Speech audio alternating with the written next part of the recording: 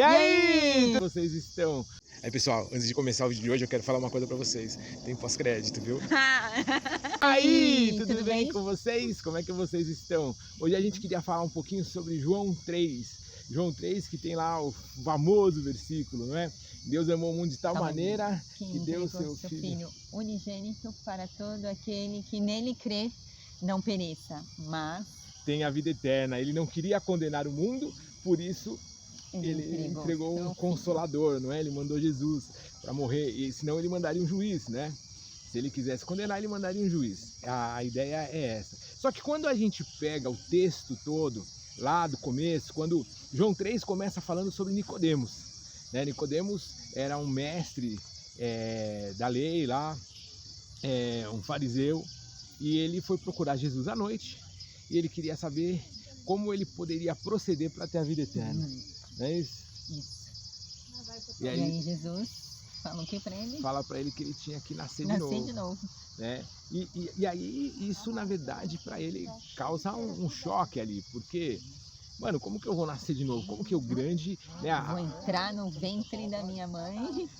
Porque na verdade ele ficou meio chocado com aquilo, mas como que vai acontecer isso, né? Como que eu, sabe, eu vim aqui, eu queria uma resposta inteligente, eu tô te dando uma chance de me mostrar que você realmente está certo, e aí você vem falar isso para mim, aqui o tempo inteiro falando das coisas terrenas. Eu estou usando o Antigo Testamento inteiro, né? Eu estou usando a Bíblia inteira, toda a história para mostrar que essa história apontava para mim, e vocês não estão acreditando por aquilo que foi real, por aquilo que é físico. Como vocês vão acreditar em algo que é metafísico, algo que vai além da ciência, algo que é espiritual?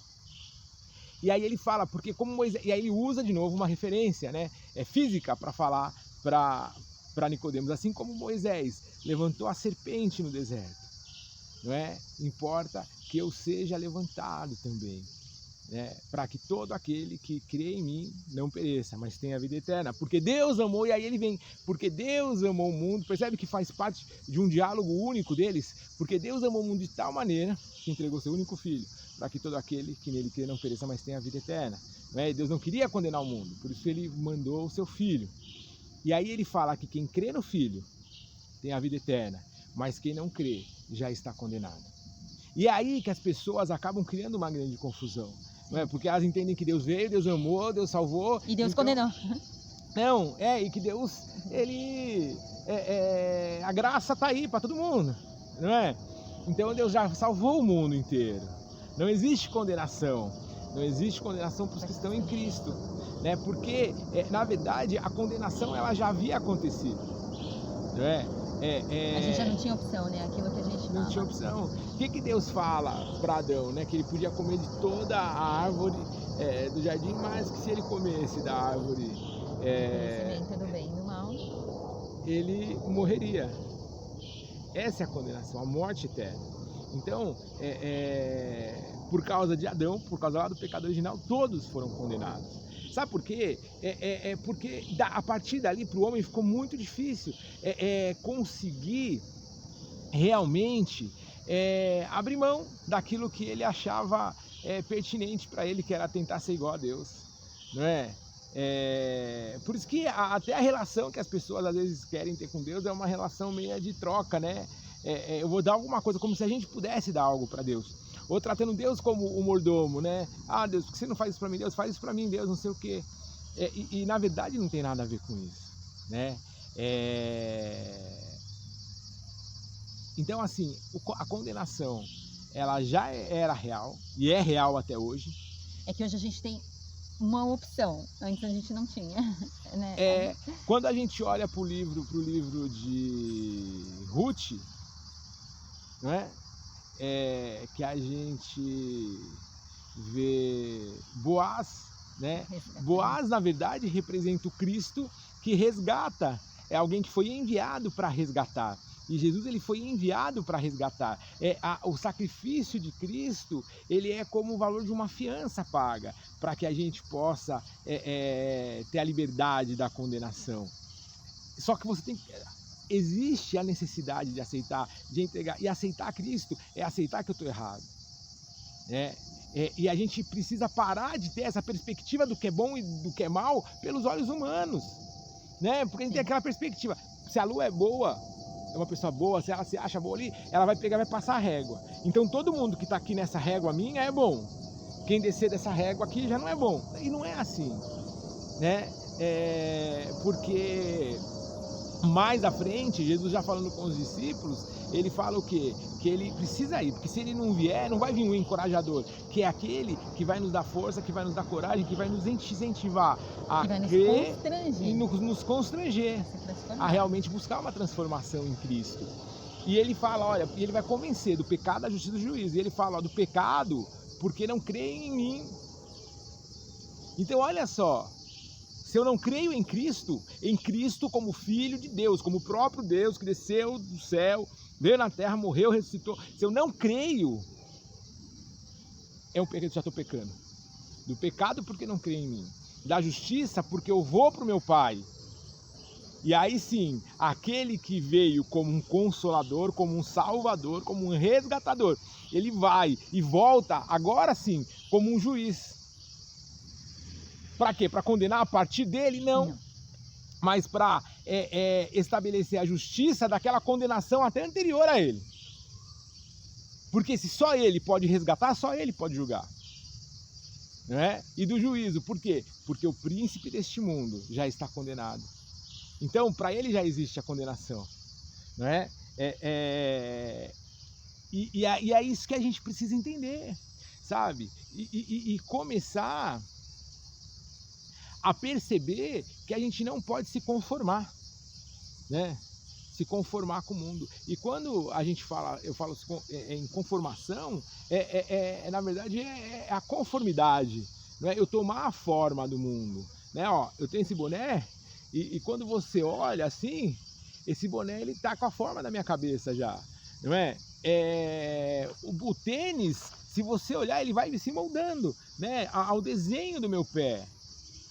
Então a gente não pode ter essa forma, porque se eu creio em Cristo, se eu entrego a minha vida a Ele, se eu nasço de novo, acho que tinha uma formiga aqui,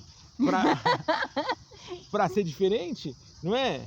E aí eu não tenho mudança, eu estou sendo hipócrita comigo mesmo primeiro. Sim. Não é?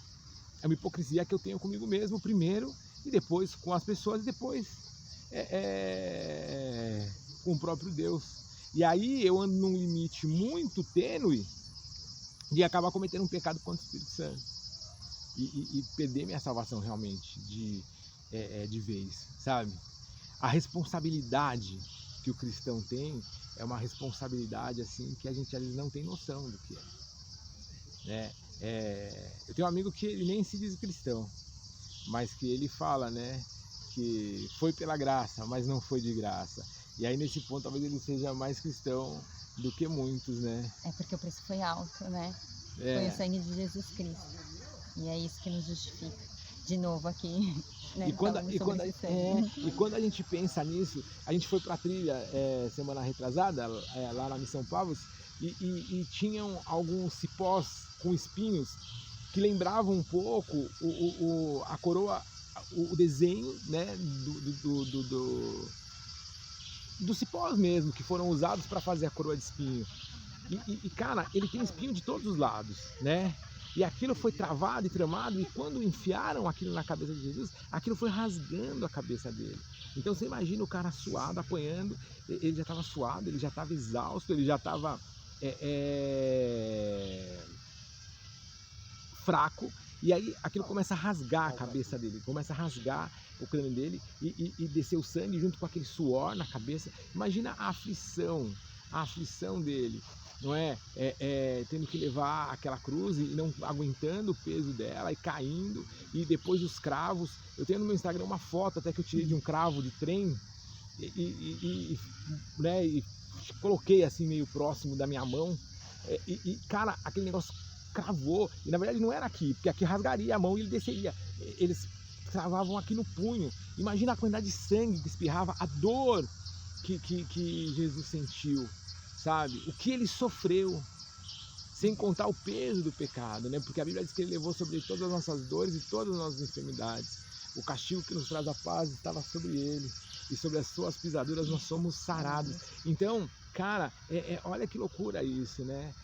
O castigo que nos traz a paz estava sobre ele, todo o peso do pecado estava sobre a vida de Cristo naquele dia.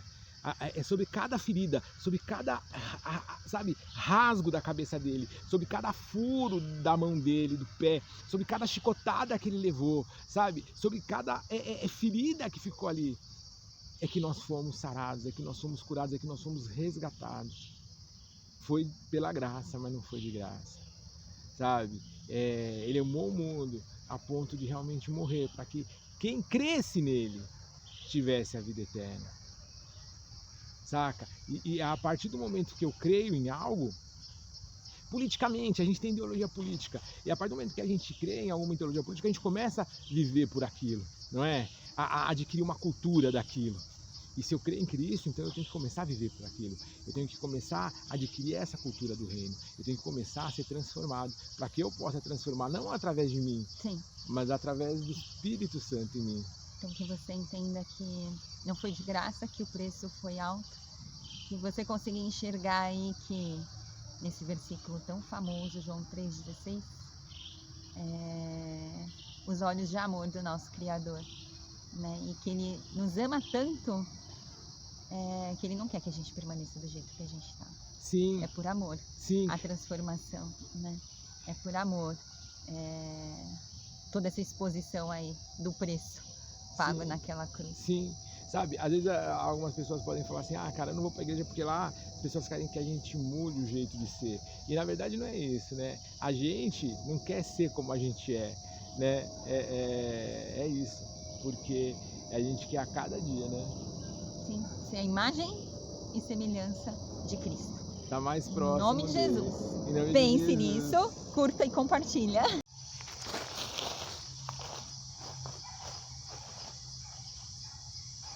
Tem que falar alto porque tá mais Então, longe, eu né? falei. Você quer sentar aqui no chão? Pode ser. Ai, formiga, bicho. Oi, Jesus. E aí? E aí? E aí? Tudo bem? Como é que Ah, tá? tudo bem, Como foi? foi. Vamos lá.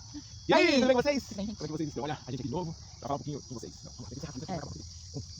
E aí, tudo bem com vocês? Como é que vocês estão? Hoje a gente vai falar um pouquinho sobre... Tá bom, Deus. Beijo. Até a próxima. Até. Tá correndo porque tinha uma barata aqui.